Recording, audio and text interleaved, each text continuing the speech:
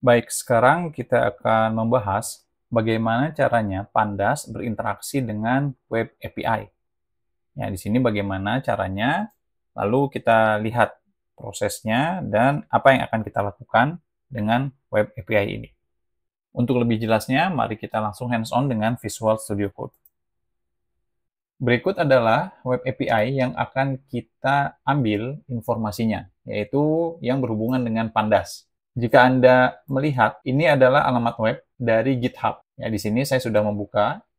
Nah, ini kira-kira isi dari webnya, ya, issues mengenai Pandas. Nah, di sini banyak sekali tag ya, ini bentuknya seperti bentuk JSON, ya, yang sebelumnya sudah kita bahas pada pertemuan mengenai bagaimana cara membuka file JSON pada Pandas. Nah, ini gambarannya.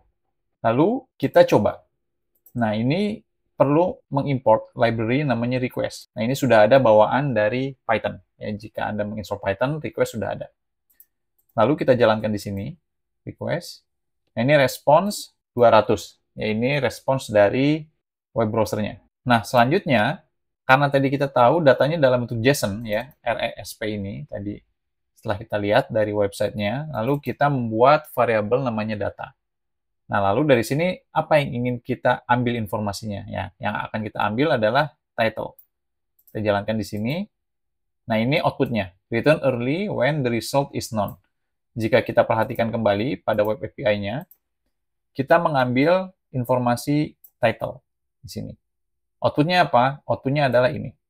Ya, return early when the result is known. Lalu, jika misalkan kita lihat yang lain, ya untuk yang lain, misalkan title nih kedua, title API timestamp bla bla bla. Misalkan kita ganti menjadi satu.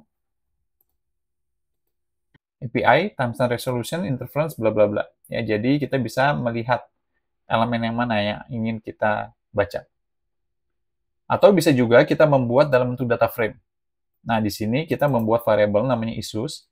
Issue ini adalah panda.dataframe. Dari mana? Dari data tadi yang sudah dalam bentuk JSON. Ya, di sini ya, diubah ke dalam bentuk JSON. Lalu kolom apa aja yang ingin kita ambil? Di sini ada number, ada title, ada labels, dan juga ada state. Lalu kita jalankan di sini. Nah, ini adalah informasinya. Ya, ini adalah number isunya, title-nya, lalu ini label. Nah, di sini ada yang ada labelnya, ada yang enggak. Ya, bisa jadi nggak ada isinya yang di sini ya, sedangkan ini ada isinya. Lalu ini statusnya open ya, atau kita lihat lagi semuanya masih open.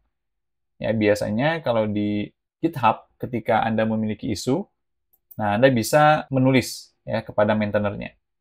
Ya, ternyata di sini semuanya masih open, jadi belum ada yang di close. Jadi seperti itulah bagaimana Anda berinteraksi dengan API, ya, terutama pada API Pandas yang ada di GitHub.